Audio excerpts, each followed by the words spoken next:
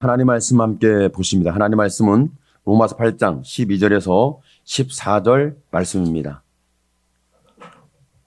로마서 8장 12절에서 14절 말씀을 다 같이 함께 한 목소리로 보시도록 합니다. 로마서 8장 12절에서 14절 말씀입니다. 함께 보십니다. 그러므로 형제들아 우리가 빚진 자로 돼 육신에게 져서 육신대로 살 것이 아니니라. 너희가 육신대로 살면 반드시 죽을 것이로되 영으로서 몸의 행실을 죽이면 살리니 무릇 하나님의 영으로 인도함을 받는 그들은 곧 하나님의 아들이라. 아멘.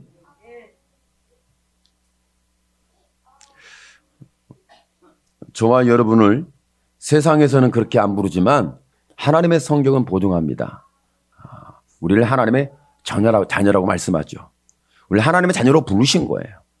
하나님의 자녀가 되는 데는 여러분의 지혜, 여러분의 의지, 여러분의 행위 이것이 가미되어 있지 않습니다. 하나님의 자녀가 되는 것은 요한복음 1장 12절에 말씀한 것처럼 영접하는 자, 예수를 영접하는 자, 곧 그 이름을 믿는 자에게 하나님의 자녀가 되는 권세를 주셨다. 예수를 믿음으로 우리는 자녀가 된 거예요.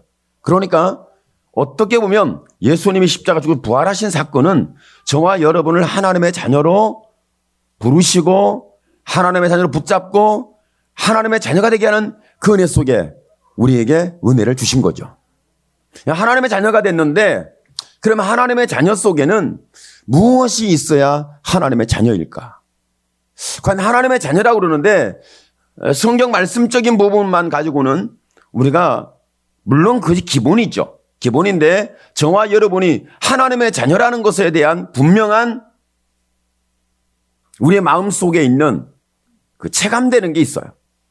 여러분은 하나님의 자녀라는 거, 내가 하나님의 사람이다, 하나님의 자녀다, 하나님의 딸이다, 하나님의 아들이다, 이런 부분에서 마음속에 체감되는 게 있습니까? 오늘 성경의 말씀에 의한다면 이렇게 말씀하고 있습니다. 12절에 함께 보십니다. 그러므로 형제들아 우리가 빚진 자로 돼 육신에게 져서 육신대로 살 것이 아니니라 이렇게 말씀하고 있죠. 13절은 너희가 육신대로 살면 반드시 죽을 것이로되 영으로서 몸의 행실을 죽이면 살리니. 그러면서 하나님의 영의 인도를 받는 그들은 곧 하나님의 아들이다. 그러니까 저와 여러분이 하나님의 말씀에 감동을 받고 주의 성령에 붙잡혀 사는 믿음의 사람에게 주시는 것이 우리 마음속에 체감되는 게 있어요. 체감되는 게 여러분 빚진 마음이 무거워요. 여러분 예수 믿는다는 것이 마음이 무겁지 않습니까? 가볍습니까? 무겁습니까? 가벼울 수도 있고 무거울 수도 있어요. 두 가지가 동시에 역사합니다. 여러분 죄책감에 시달리는 무거운 마음이 아니라 내가 예수를 믿는 믿음에 대한 무거운 짐이죠. 이걸 사명이라고 부르고 하나님의 부르심이라고 말합니다. 그러니까 저와 여러분 마음속에 부담감이라는 게 있는 거예요. 내가 예수 믿는 부담감, 예수 믿는 사람에 대한 부담감이 있어요. 아마 여러분은 이런 부담감이 다 경험된 사건이라고 저는 생각돼요. 여러분 마음속에 그 부담감이라는 게 있잖아요. 마음에 짓눌리는 거, 마음에 짐스러운 거. 내가 예수 믿는 것 때문에 나 미치겠어. 여러분 그런 적이 없어요? 예수만 믿지 않았으면 말도 막 제대로 하겠고, 예수만 믿지 않으면 행동도 아무렇게나 하겠고, 예수만 믿지 않는다면 내 감정대로, 내 생각대로 내가 하고 싶으면 다 할 수 있는데 예수 믿는 것 때문에 내 마음에 무거운 짐이 있는 거예요. 말도 못하고 절제해야 되고 함부로 할 수 없고. 여러분 남편과 아내도 마찬가지로 다 같이 신앙을 하지만은 이 말하는 거 굉장히 절제가 돼야 되고 조심스러워요. 어느 때는 말하다 보면 그 말하는 부분이 약간 충돌이 될 수 있어요. 이 주일학교 설교를 이제 제가 준비를 시켜요. 요즘은 이제 사모님이 설교를 하는데 설교를 할 때 그 설교를 제가 사모님에게 주문을 합니다. 그 내가 이미 말씀을 다 카톡에 올렸고 밴드에 다 올렸다. 그걸 보고 설교해도 된다. 저는 그렇게 이해하거든요. 그러면 사모님이 그걸 듣고는 알았다고. 내가 그렇게 하겠다고. 뭐 그러면 좋겠는데 또 그렇지 않아요. 굳이 저에게 와가지고 어떻게 설교할 건지 좀 얘기를 하래요. 그러면 제가 어떻게 설교한다고 설교의 내용을 얘기를 해줍니다. 애들에게 맞춰서. 그러면 그것을 다 받아 적어요. 사모님이. 그리고는 다 이제 이해했죠? 그러면 오케이. 그걸 가지고 애들에게 설교해요. 그러니까 지금 우리가 설교를 하고 있는 이 부분을 가지고 애들이 그대로 애들의 수준에 맞게 그대로 들어요. 똑같이. 그러니까 여러분 예수 믿는 사람에게는요. 마음에 부담감이 있는 거예요. 내 마음에 짓누르는 게 있어요. 사도 바울도 그 말을 했죠. 내 마음에 짐이 있는데 내 권력 형제, 친척, 내 권력 형제가 예수 믿는다면, 예수께 돌아온다면 자기 이름이 생명책에 지워진다 할지라도 나는 그걸 원한다. 대단한 선언입니다. 여러분 이런 선언 해보셨어요? 내가 지옥 간다 할지라도 내 권력 친척이 예수 믿게 되기를 원한다. 여러분 이런 고백을 해보셨어요? 쉬운 일이 아닙니다. 이 두려운 얘기입니다. 정말 두려운 고백이고 두려운 선언이에요. 그런데 바울에게는 마음에 무거운 짐이 있었기 때문에 그 무거운 짐을 가지고 그런 얘기를 하게 되는 거죠. 오늘 저와 이런 마음 속에 이런 무거운 짐이 자리 잡게 되기를 바랍니다. 무거운 짐, 사명감이라고 말하고 하나님의 부르심이고 내가 하나님의 자녀로서 받는 부분이에요. 그런데 예수 믿는 사람들이 날마다 마음이 가볍고 내 마음에 자유가 있고 내 마음에 부담감이 없고 내 마음에 짐스러움이 없고 그런다면 여러분 예수 믿는 사람이 과연 그런 마음이 없을 수가 있을까? 분명히 오늘 말씀에 있는 것처럼 여러분 하나님의 자녀는 하나님의 영의 인도를 받고 절제를 하면서 여러분 빚진 자의 삶을 가지고 살아간다. 육신대로 살 것이 아니라 육신의 짐을 진 것이 아니다. 이렇게 말하고 있죠. 그러니까 여러분 우리 것을 이렇게 말해요. 나는 사랑의 짐 외에는 진 적이 없다. 사람들의 관계에서 인간관계 속에 볼 때 남편과 아내, 자식과 부모 관계가 있는데 보면은 남편과 아내나 부모와 자식 관계 속에 보면 뭐가 있냐면 서로 짐이 있어요. 남편에 대한 짐, 아내에 대한 짐, 뭐 마음에 짐이 있잖아요. 그 짐이 막 가중되고 그 짐스러움이 막 커져요. 여러분 마음속에 내 짐이 막 커져. 그런데 내 마음속에 짐이 커지면 커질수록 내가 살맛나요. 죄의 짐은 커지면 커질수록 나는 살 소망과 없는 절망에 빠집니다. 그런데 내가 하나님의 사랑의 짐, 내가 내 마음의 사랑의 짐이 막 커지면요. 이 짐이 커지면 커질수록 여러분 신앙생활에 힘이 납니다. 삶에 힘이 납니다. 사랑하는 것 때문에 내 마음속에 짐이 있는 거예요. 사랑의 짐, 사랑의 빚, 사랑에 대한 부담감. 사랑하지 않으면 이 부담감이 없어요. 여러분 가족관계와 자녀에 대해서 막 마음의 부담감, 짐스러움 있잖아요. 왜 그래요? 내 가족관계이기 때문에 그런 것이 아니라 내 마음속에 이것에 사랑이 있었기 때문에 그래요. 여러분 마음속에 사랑의 짐이 더 풍성해지길 바랍니다. 내가 사랑하기 때문에 짐이 있는 거. 자식에 대한 걱정, 내 가족에 대한 걱정, 아내에 대한 걱정, 남편의 건강에 대한 걱정. 왜 그래 걱정하겠어요? 마음에 사랑이 있으니까. 일반적으로 있는 거예요. 그럼 예수 믿는 사람들이 이런 짐을 지고 가는데 이런 짐을 지고 가는데 어떻게 보면 시간에 쫓기고 어떻게 보면 환경에 쫓기고 어떻게 보면 다른 어떤 상황에 착 쫓겨요.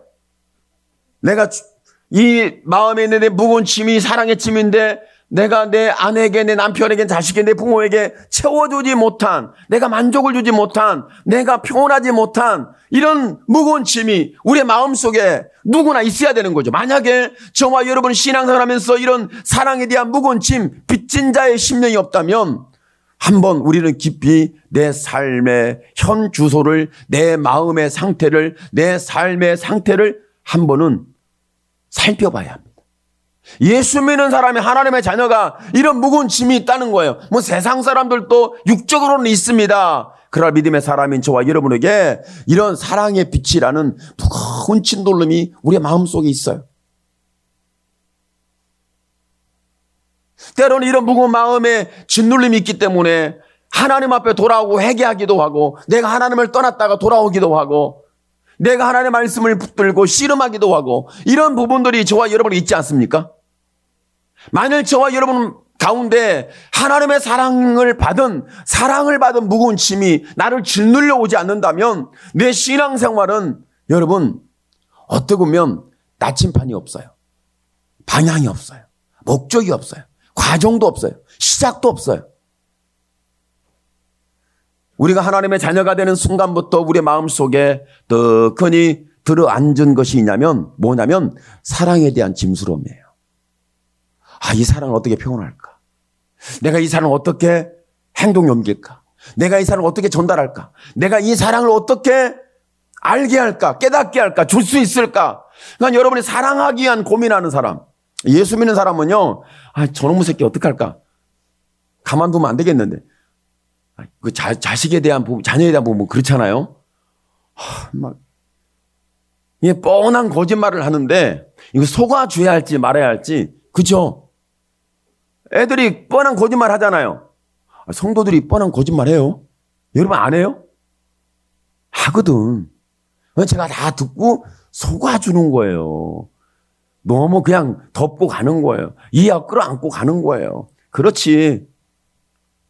목사님한테 투덜거리지 누구한테 투덜하겠냐.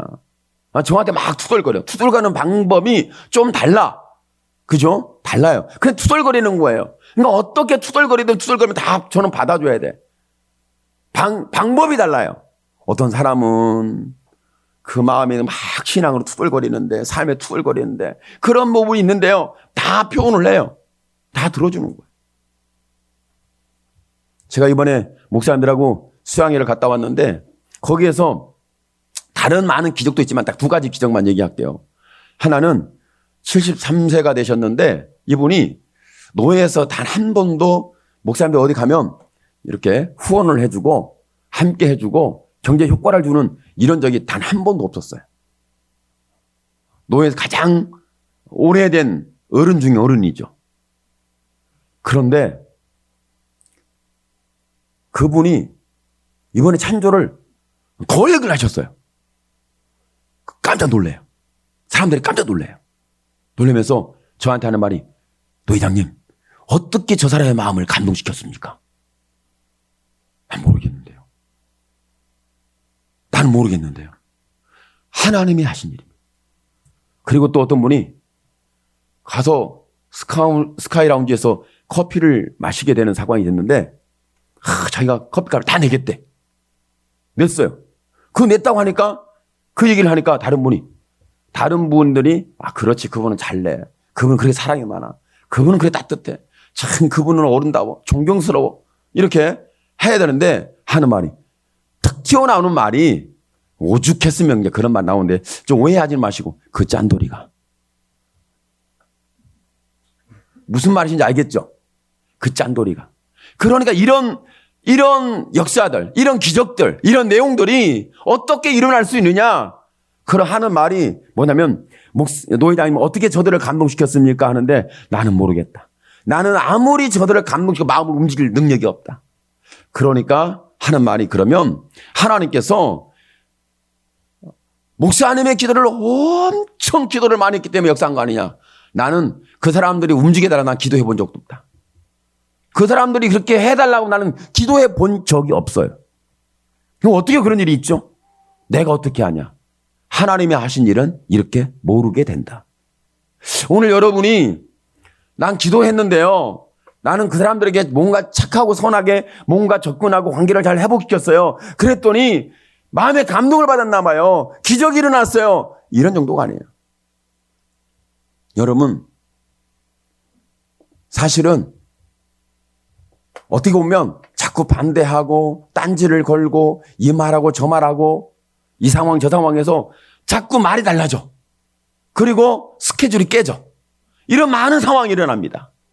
그런데 그런 많은 상황이 일어나면 감당할 수 없는데 하나님이 주신 것 속에서 그때 뭐냐면 그들을 원망하고 불평하고 함께 충돌하고 싸우고 누가 선하냐 누가 앞섰냐 누가 뛰어나냐 능력이냐 실력이냐 이런 도토리 키재기 하는 것이 아니라 저와 여러분이 이런 모든 부분이 있을 때 하나님의 자녀에게는 부담감이 있는 거예요.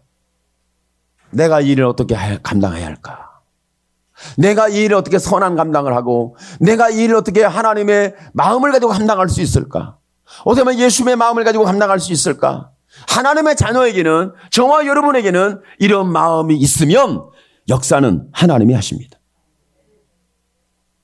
여러분 마음속에 어찌하든지 하나님의 마음을 가지고 그 영혼을 불쌍히 여기고 어찌하든지 이 모든 상황을 합력하여 선을 이룰 수 있는 하나님의 역사를 감당해 가겠다는 우리의 중심이 있는 그런 마음의 무거운 짐이 있다면 하나님은 역사를 이루는데 여러분 이와 같이 사람들의 마음을 움직이고 하나님께서 감동을 주고 하나님께서 일을 하지 않는 일을 하게 만들고 하나님께서 역사하심으로 말미암아 놀라운 우리가 생각하지 못한 하나님의 손길과 하나님의 응답과 하나님의 역사가 등장하게 된다는 거예요. 오늘 저와 여러분의 신앙 가운데 우리의 마음에 부담감을 가지십시오. 죄책감에 대한 부담감이 아닙니다. 내가 사랑하지 못한, 내가 선을 이루지 못한, 내가 모두 어떤 것에 하나님의 뜻을 이루기 원하는 하나님의 사명과 부르심에 대한 내 마음의 짓눌림, 이런 것이 있을 때 우리는 하나님의 은혜를 경험할 수 있습니다. 하나님은 두 가지 마음이 있었어요.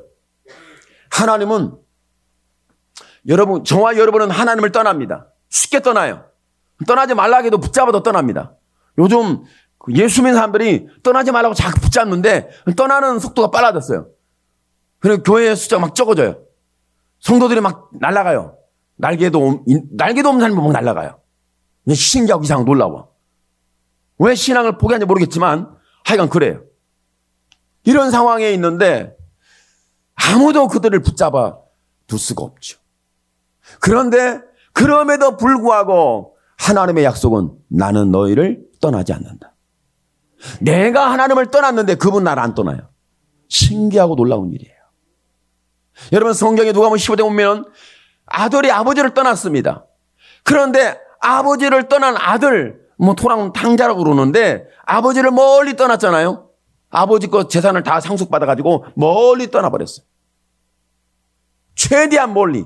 아버지의 간섭을 안 받는 거, 아버지의 잔소리를 안 듣는 거, 아버지가 하는 말을 듣고 싶지 않아. 아우, 그놈의 잔소리. 요즘 젊은 사람들이 무슨 말을 하면 아우, 그놈의 잔소리.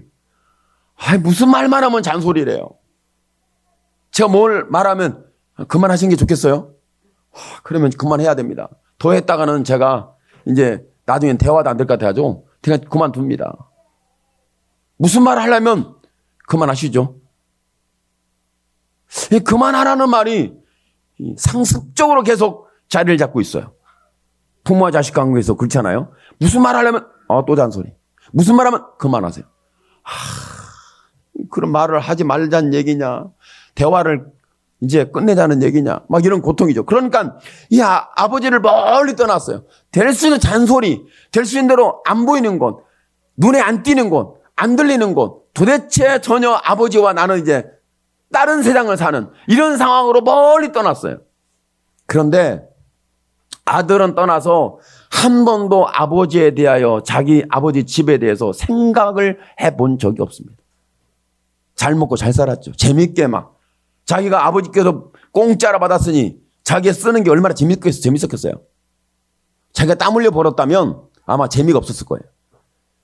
땀 흘려 쓰면 재밌게 못 써요. 땀 흘린 돈이 아니라 눈먼 돈이기 때문에 재밌게 쓰는 거예요. 아주 신바람 나게. 정상적으로 쓰는 게 아니라 비정상적으로 쓰는 거죠. 죄 지면서, 세속화되면서, 죄 짓고 세속화되면서 어떻게 보면 그렇게 모든 물질을 그렇게 쏟아붓고 있는 거죠. 그런데 아들은 멀리 떠났는데요. 아버지는 떠난 적이 없어요. 이걸 보면서 하나님은 지금 저와 여러분을 떠난 적이 없지만 우리는 하나님을 멀리 떠났다는 거예요. 얼마나 멀리 떠났는지 하나님 돌아올 수가 없어요. 파산하지 않느나 뭔가 재산권을 잃든 경제권을 잃든 건강을 잃든 뭔가 잃어서 도대체 나는 이제 하나님께 돌아가야 된다. 이쯤 되면 내가 살 소망이 없다. 이쯤 되면 내가 절망해서 일어날 수가 없다. 이쯤 되면 나는 도대체 어떻게 할 수가 없다. 이 정도 될 때까지 이 사람은요, 죄인은 갈 때까지 가는 거예요. 그런데 하나님은 단 한 번도 떠난 적이 없어요. 근데 여기 떠난 적이 없는데, 그러니까 아버지를 멀리 떠났을 때 그 아들은 마음속에 짐이 있었겠습니까? 짐이 없죠. 이제는 홀가분 합니다. 아버지를 떠나서 간섭도 안 하고 잔소리도 안 하고 뭐 나한테 뭐 이래라 저래라 지시도 않고 얼마나 좋겠어요. 얼마나 편해요. 굉장히 편하죠. 그런데 멀리 떠나보낸 아들에 대한 아버지의 마음의 부담감은 너무 컸던 거예요. 하나님의 짐은 이렇게 굉장히 무거웠던 거예요. 세상을 향해 갔고 아버지를 떠났고 말씀을 떠났고 죄를 짓고 믿음을 떠났고 약속을 떠났고 이런 관계가 파괴됐잖아요. 거기에 대해서 아버지는 굉장히 무거운 짐을 지고 있었던 거죠. 단 한 번도 아들을 마음속에 놓은 적이 없어요. 이것이 하나님의 마음입니다. 단 한 번도 하나님의 마음에서 우리를 놓은 적이 없는 하나님의 마음이 오늘 여러분의 마음속에 연결되기를 축복합니다. 나는 하나님을 멀리 떠났는데 그분은 나를 떠난 적이 없어요. 그 아들이 돌아왔을 때 이 아버지는 마음에 있는 엄청난 무거운 짐이 그냥 그대로 다 풀려지고 사라지고 해소가 된 거예요. 너무 감격스러운 거죠. 아들이 돌아왔을 때. 그러니까 아들이 돌아오는 그 모습을 봤던 아버지는 아들이 먼저 아버지를 발견한 게 아니라 아버지가 아들을 발견했는데 그럼 아들의 모습이 알아보도록 멋있고 훌륭하고 뭔가 내 아들이다. 그렇게 뭐 갖추고 온 줄 아세요? 아니에요. 전혀 갖춘 게 없어요. 도대체 못 알아볼 정도예요. 저놈이 내 자식인가 할 정도로. 그런데 아버지는 마음에 한 번도 그 아들에 대해서 마음의 무거운 짐을 내려놓은 적이 없어요. 이걸 사랑이라고 그래요. 사랑의 짐이에요. 그 사랑의 짐이 오늘날 저와 여러분에게 부어주시는 것은 갈보리산에서 십자가에 자신을 못 박는 피 흘림의 사건입니다. 이것이 하나님을 떠난 죄인을 향한 하나님의 사랑의 심령을 그대로 표현했고 아버지의 무거운 사랑에 대한 내가 만들었고 내가 지었고 내가 불렀고 내가 붙잡았던 내 아들, 내 딸 여기에 대한 아버지의 마음이 그렇게 무거운 짐으로 자리를 잡았던 거죠. 근데 아버지는 또 문제에 사랑의 문제를 또 만듭니다. 그 아들을 다 끌어안았더니 한 번도 아버지의 명을 어긴 적이 없던 아들이 문제예요. 여러분, 항상 문제는 죄인이 일으키는 것처럼 보는데 죄인이 문제를 일으키는 거 보는데 그렇지 않아요. 죄인이 문제를 일으키는 것이 아니라 선하고 착하고 자기가 의롭다고 하는 사람이 문제를 일으킵니다. 문제를 일으킬 때 꼭 거기서 일으켜요. 그 아버지가 아들이 돌아와서 잔치를 열었는데 그 잔치에 대해서 탐탁스럽게 여기지 아니하고 마음에 들지 아니하고 불평하고 원망하고 하는 큰아들이 있어요. 근데 큰아들을 그 아버지가 뭐하고 있죠? 예, 이거 다 네 것 아니냐. 네 동생은 죽었다가 다시 돌아왔다. 찾은 아들 아니냐. 이렇게 얘기했을 때 큰아들이 그 아버지의 절절한 사랑의 표현을 외면하고 자기 길을 가더라고요. 아버지의 두 마음이에요. 한 아들이 돌아오면 한 아들은 또 불평해요. 이게 심각한 거예요. 그러니까 여기에서 하나님 아버지의 그 모습은 어떤 모습이냐면 큰아들을 돌아온 아들을 끌어안았지만 큰아들은 설득하고 있잖아요. 설득. 예, 이게 다 네 것이다. 네 동생은 죽은 아들 아니었냐? 돌아올 수는 없는 애 아니었냐? 이제 죽었다가 살아왔고 떠났다가 돌아왔고 이제 왔는데 잔치를 여는 것이 정상적이고 당연한 거다. 그를 따뜻하게 품 안아줘야 된다. 여러분, 죄인이 돌아올 때 사랑으로 품어주기를 축복합니다. 멀리 떠난 자가 돌아올 때 따뜻하게 품어주기를 바랍니다. 여러분, 하나님이 설득할 때, 하나님이 여러분에게 설득할 때 여러분의 마음이 움직이길 축복합니다. 하나님의 사랑으로 우리를 설득하고 예수님이 십자가로 설득하고 그 죽으심과 부활하심으로 저와 여러분에게 하나님의 자녀라는 사실을 증명해 주고 계시고 우리의 마음속에 하나님의 사랑의 무거운 짐을 통하여 우리를 설득하고 우리를 붙들고 하나님께서 우리 간절히 애걸하고 계신, 애걸이라고 하니까 좀 이해를 못할 수 있는데 하나님이 이 정도예요. 정말 저와 여러분의 하나님의 사랑을 이해할 수 있도록 애걸하고 계신 그 하나님의 마음 속에 그 하나님의 사랑이 오늘 여러분의 마음을 다시 감동하고 우리의 마음을 움직이고 우리의 마음이 설득되고 우리의 마음이 그 하나님의 사랑에 다시 한번 맞아요. 아버지의 말씀이 맞습니다. 아버지 그렇게 하겠습니다. 오늘 저와 여러분의 아버지의 말씀에 그렇게 하겠다고 순종하는 감동적 이야기가 회복되기를 축복합니다. 하나님께서 여러분을 설득할 때, 하나님이 여러분 말씀할 때, 하나님이 여러분 부르실 때, 하나님이 뭔가 우리에게 맡기실 때, 하나님이 그렇게 하실 때, 아버지 맞아요. 그렇게 할게요. 내가 설득당하겠습니다. 하나님의 사랑이 그렇게 놀랍군요. 이렇게 저와 여러분이 그날들처럼 배척하고 선을 긋고 나 몰라요. 그러니까 그 설득당하지 않는 아들과 죄인다 돌아온 아들 이 사이에 아버지는 얼마나 갈등이 컸겠어요. 두 아들을 다 포기할 수 없습니다. 두 아들을 포기할 수가 없어요. 오늘 저와 여러분이 한쪽을 포기하기를 원하잖아요. 아니에요. 두 아들을 포기할 수 있는 아버지의 마음. 이것이 십자가로 표현된 하나님의 사랑입니다. 사랑이라는 것은 이렇게 우리 가운데 빚진 마음으로 무거운 짐으로 우리의 마음을 눌러와요. 사랑이라는 것이. 여러분, 사랑이 다른 사람을 설득할 수 있을까요? 아니면 사람이 권위적인 힘을 가지고 사람을 설득할 수 있을까요? 내 머리에 잘 돌아가는 지식을 가지고 경험을 가지고 사람을 설득할 수 있을까요? 사람의 마음을 움직이는 데는 뭐가 마음을 움직일 수 있겠어요? 여러분의 마음이 움직일 때 언제였습니까? 여러분 하나님과 관계 속에서 여러분 하나님의 자녀인데 여러분의 마음이 하나님 앞에 움직일 때, 내 마음이 설득될 때, 내 마음이 그렇다고 아멘을 할 때가 언제였습니까? 그때가 언제였어요? 내가 의롭다고 말할 때였습니까? 내가 죄 짓고 떠날 때입니까? 내가 돌아올 때입니까? 회개할 때입니까? 언제입니까? 오늘 저와 여러분이 다른 것이 아니라 아니면 교리나 아니면 축복이나 성공이나 여러분 대단한 어떤 다른 사람이 보여줄 만한 여러분 어떤 것으로 저와 여러분 설득되는 것이 아닙니다. 다른 사람이 부러워하는 거, 성공한 거, 복받은 거 이걸 가지고 설득하는 것이 아니라 저와 여러분은 하나님의 사랑이 여러분의 마음을 설득하기를 축복합니다. 내가 너를 사랑한다. 하나님의 자녀들은요 다른 거 가지고 설득당하지 않아요. 예수 믿는 사람은요 다른 거 가지고 설득당하지 않아요. 하나님이 나를 아들이라 딸이라 말해주면서 내가 너를 사랑한다는 것 때문에 설득이 됩니다. 여러분 문제가 일어나면 너무 힘들어요.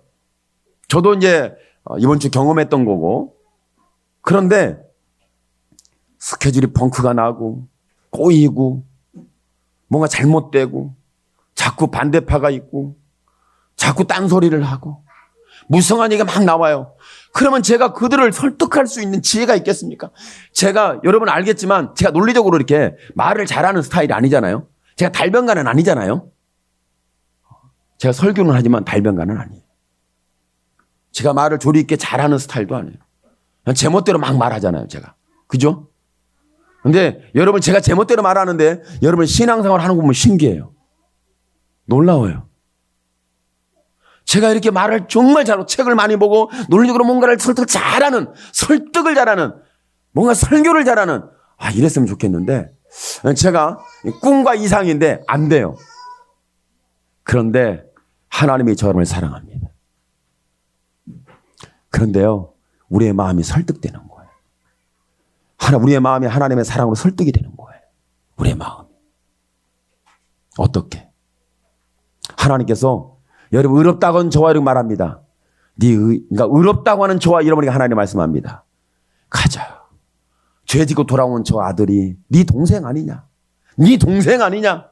내게는 아들이지만 너에게는 동생이다. 이렇게 얘기하는데 큰아들이 얼마나 한이 맺혔는지 나한테는 염소 새끼 한 마리 잡아서 줘서 버다고 먹게 한 적이 없더니 저 실패하고 망한 놈이 돌아오니까 저놈이 내 동생이라고요? 난 인정 안 해요. 저놈이 아버지 아들이라고 인정하십니까? 아버지는 지금 간섭계가 없습니까? 뭐 이렇게 아마 큰아들이 막 했지 않겠어요? 그런데 큰아들이 자기가 선하고 착한 것이 아니라 둘째 아들처럼 좀 자기가 죄인이라는 거, 자기가 타락했다는 거, 하나님을 떠났다는 거, 아버지의 마음을 몰랐다는 거, 그 사랑을 이해할 수 없다는 거, 이해하지 못했다는 것에 설득됐으면 얼마나 좋겠는가. 뭐 성경을 보니까 그래요. 설득됐으면 얼마나 좋았을까. 그런데 여러분, 설득이 잘 되는 사람이 누구냐면 예수 믿어서 의롭고 선하고 오래 믿은 사람은 설득이 안 됩니다. 정말 설득하기 어려운 게 예수 오래 믿은 사람이에요. 네, 권사님들 회개하십시오. 권사님들 회개하십시오. 집사님들 회개 좀 해요. 이때 회개해야지 언제 회개하겠어요. 무슨 말하면 절대 설득이 안 돼. 자기 주장을 하고 경험을 얘기하고 옛날 얘기를 하고 막 얘기를 안 들으면 그 말이 다 맞아요. 틀린 말이 아니에요. 명을 어긴 적이 없거든요. 정말 선하게 살았거든요. 착하게 살았거든요. 아버지를 떠난 적이 없거든요. 아버지의 말한 걸 다 지키고 행하고 아주 흠이 없었거든요. 그런데 사랑이 뭔지를 설득하는 데는 여러분 마음이 녹질 않아요. 오늘 저와 여러분이 어쨌든 우리의 행위가 어떻고 과거가 어떻고 내가 선하든 착하든 의롭든 신앙생활 경험이 경륜이 있던 누구한테 나를 보일만 하던 간에 저와 여러분이 하나님이 예수님의 십자가의 사건을 가지고 와서 우리를 설득하면 여러분 설득당하기를 축복합니다. 그 설득당하면 여러분 마음속에 자리 잡는 게 있습니다. 뭔지 아세요? 사랑의 짐이 내 안에 떡 자리를 잡습니다. 사랑, 내가 사랑하지 못한 그 애통함, 내가 사랑하지 못한, 내가 설득당하지 못한, 내가 마음속에 채우지 못한 사랑에 대한 그 절신함이 우리의 마음속에서 활동하게 돼 있어요. 오늘 저와 여러분이 이런 마음이 하나님의 사랑에 대한 무거운 짐으로 내 마음에 자리를 잡게 되면 어떤 효과와 어떤 상황이 될까? 여러분 신앙의 출발이 마음의 부담감, 하나님의 사랑으로 시작되기를 축복합니다. 지금 하나님 우리의 신앙생활 과정이 이런 하나님의 사랑에 대한 부담감이 여러분을 주장하기를 축복합니다. 여러분이 결과를 얻을 때도 정말 이것이 내가 한 일이 아니라 하나님이 행하신 일이라는 이런 사랑의 결과물이 여러분의 눈에 발견되고 귀에 들려지고 입에서 선언되기를 축복합니다. 이런 부분이 돼야 되는 거죠. 그러니까 저와 여러분이 내가 절제해야지. 내가 이제는 말을 안 해야지. 대부분이 그런다고 그래요. 사모님들이 목사님들한테 제발 목사님 말 좀 그만하세요. 말 좀 그만하세요. 사모님이 저한테 하는 말이 목사님 설교 좀 짧게 좀 해주세요. 설교를 짧게 해달래. 여러분도 그래요? 제 설교를 짧았으면 좋겠어요. 여기서 한번 우리 공개 토론을 합시다. 상은 없을 때. 있으면 이제 저는 큰일 나요. 우리 없을 때 공개 토론을 해야 됩니다. 여러분, 설교를 길게 할까요? 짧게 할까요? 찬반이 나눠져서 어디다 제가 중심을 잡아야 할지 모르겠어요. 오랜 신앙생활하는 권사님들은 빨리 끝내주세요 할 것이고, 이제 막 신앙생활 하는 분들은 좀 더 해주세요.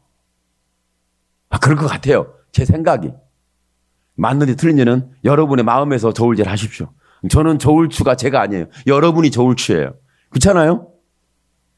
그러니까 여러분 말 좀 그만했으면 좋겠다. 목사님들이 대부분이 그러더라고. 나이가 들면 이 말을 더 많이 하나 봐요. 목사님들이. 그렇게 사모님들이 자꾸 전화하면 그만 끊으라고 옆에서 찔벅거리고요. 전화를 뺏을 분위기야. 제가 이제 여러 번 봤어요. 그런 부분들을. 여러분, 내 의지로는 불가능합니다. 그런데 하나님의 사랑이 들어와서 내 마음에 자리를 잡으면 절제가 돼요. 마음의 부담감. 그리고 하나님의 인도를 받고 말씀에 순종이 일어납니다. 그리고 이런 부담감이 있으면 저와 여러분이 신앙생활에서 이쪽과 저쪽과 이거 고민이 안 돼요. 갈등이 안 됩니다. 그 무거운 내 마음에 하나님의 사랑에 예수님의 십자가 피 흘린 사랑의 짐이 마음에 딱 자리를 잡잖아요. 그럼 이 사랑이 나를 이끌고 갑니다. 내 마음을 이끌고 가고 내 신앙을 이끌고 가고 내 삶을 이끌고 가고 여러분의 인생을 이끌고 가는 것이 평생에 하나님의 사랑 되기를 축복합니다.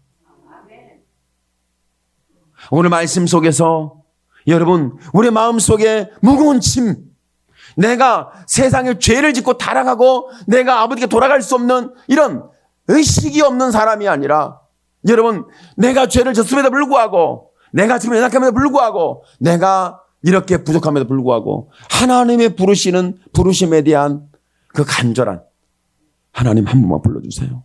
내가 죄 졌다고 좀 하나님 한 번 혼 좀 내주세요. 하나님이 한번 호통 좀 쳐주세요. 때로는요, 정말 그런 마음이 일어나는 것이 정상이에요. 목사님이 날 좀 혼내줬으면 좋겠다. 그죠? 목사님이 나를 한번 회초리로 확 한번 혼 좀 내줬으면 좋겠다. 이런 마음이 있을 때가 있잖아요. 아, 없으시군요. 여러분, 있기를 축복합니다. 하나님이 나를 좀, 그러면 안 된다고 좀 말씀을 주든지, 이렇게 회초리를 좀 대주든지, 그러나 다리는 부러뜨리지 마시고, 회초리만 살짝, 깨닫게만, 내 마음만 하나님 설득해 주세요. 내 생각만 바꿔주세요. 내 삶만 주장해 주세요. 이런 사랑의 역사가 여러분 마음속에 자리 잡기를 축복합니다. 그런데 여러분, 이 하나님의 사랑이 내 마음에 자리를 잡게 되면 여러분, 절제하려고 노력해서 내 의지가 결단해서 되는 것이 아니라 이 사랑이 절제를 만들어줍니다. 그리고 내 신앙에서 이탈하지 않습니다. 그리고 저와 여러분이 천국 갈 수 있도록 나를 분명히 이끌고 가요. 사랑에 이끌린 사람이죠. 하나님의 자녀에게는 마음의 부담감이 있어요. 부담감. 내가 하나님을 사랑을 받은 것에 대한 부담감. 그러니까요, 이런 부담감이 있을 때, 그러니까 자기가 죄를 지은 과거가 있어요.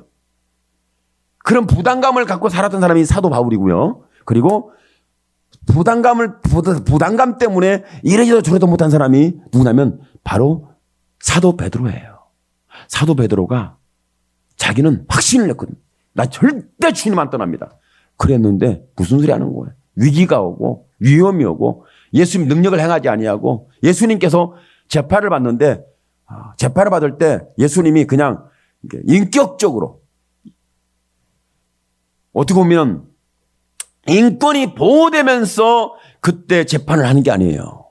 여러분 성경 아시죠? 예수님이 재판을 받을 때 인권이 지켜지면서 재판되지 않았다는 거 아시죠? 예수님이 재판을 받을 때 여러분 이미 주먹으로 로마 사람들이 있잖아요. 병정들이 얼굴을 막 쳤어요. 그리고 침을 뱉었어요. 아시죠? 그리고 옷을 막 입혀 조롱을 했어요. 그리고 가시멜에 갔으면 네가 왕이냐 하면서 예수님을 괴롭혔죠. 이런 어떤 상당히 이런 어떤 재판 과정이 뭐 머리에 면류관을 쓰는 건 나중이라 할지라도 이런 인권이 보호되지 않으면서 비참하게 재판을 받은 상황이 있었는데, 죄가 없음에도 불구하고 그분이 예수예요. 그랬는데 그가 예수를 부인하고 예수를 모른다고 했을 때 닭의 울음소리가 들릴 때, 여러분 베드로는 마음이 찢긴 게 아니에요. 영혼이 찢긴 거예요. 하나님의 사랑에 대한 부담감이, 그럼에도 불구하고 제자요, 사도요, 하나님의 자녀라는 확실한 하나님의 사랑이 베드로를 마음을 떠날 수가 없었어요. 베드로를 지켰던 거죠. 베드로는 하나님의 말씀에 순종하는데 100%예요. 그 이후에 죽으면 죽으리다. 이 정도까지 경고했죠. 오늘 저와 여러분에게 하나님의 사랑이 내 마음에 짓눌려 십자가 빌려 죽으신 예수 그리스도가 네 사랑이 내 마음에 짓눌려 무거운 짐이 되는 하나님의 자녀가 당연히 우리의 마음속에 자리 잡게 되는 이 짓눌림, 무거운 짐, 내 마음에서 부담감, 이것이 곧 하나님의 사랑으로 자리 잡기를 축복합니다. 그러면 저와 여러분이 가는 길에 하나님의 역사가 반드시 동반됩니다. 이것은 성경의 말씀이 그렇고 제가 체험한 하나님의 사랑입니다. 누구도 말로 설득할 수 없었어요. 누구도 그 사람이 그렇게 할 것이다, 그 목사님이 그렇게 뭐가 순종하고 헌신할 것이다, 아무도 예상과 상상할 수 없는 그런 호된 사람들이 보아왔던 상황이 있었어요. 그런데 무슨 이유인지 하나님이 마음속에 무거운 짐 어떻게 해야 되고 어떻게 사랑하고 어떻게 함께할까 이런 마음이 딱 자리를 잡게 되면서 하나님께 일을 행하시는데 전부 하는 말이 어떻게 감동시켰어요. 목사님은 기도를 엄청나게 했나 봐요. 우리는 기도해도 안 되던데 목사님 기도를 엄청나게 했나 봐요. 저는 기도의 결과라고 보지도 않아요. 제가 어떻게 잘했다고 행위의 결과라고 보지 않아요. 하나님께서 마음속에 심어두신 사랑의 결과입니다. 오늘 여러분에게 이 사랑의 결과가 여러분에게 평생의 힘이 되고 믿음의 힘이 되고 여러분의 삶에서 강력하게 역사하는 하나님의 행적으로 결과가 되어지기를 예수님의 이름으로 축원합니다. 아멘. 기도합시다. 주여 살아계신 하나님 감사합니다. 하나님의 영광을 받아 주시옵소서. 하나님의 영광을 받아 주시옵소서. 하나님의 영광을 받아 주시옵소서. 하나님 우리는 하나님 멀리 떠난 죄인입니다.